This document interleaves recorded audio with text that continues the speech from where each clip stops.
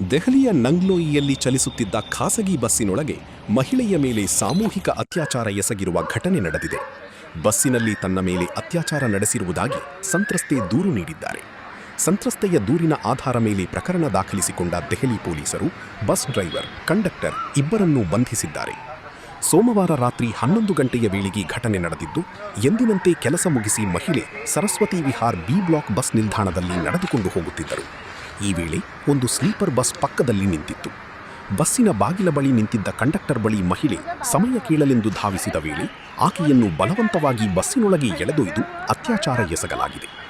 ದೆಹಲಿಯ ರಾಣಿಬಾಗ್ ಪ್ರದೇಶದಲ್ಲಿ ಕೃತ್ಯ ಎಸಗಲಾಗಿದ್ದು, ಸುಮಾರು 7 ಕಿಲೋಮೀಟರ್ವರೆಗೆ ಬಸ್ ಚಲಿಸುತ್ತಲೇ ಇತ್ತು.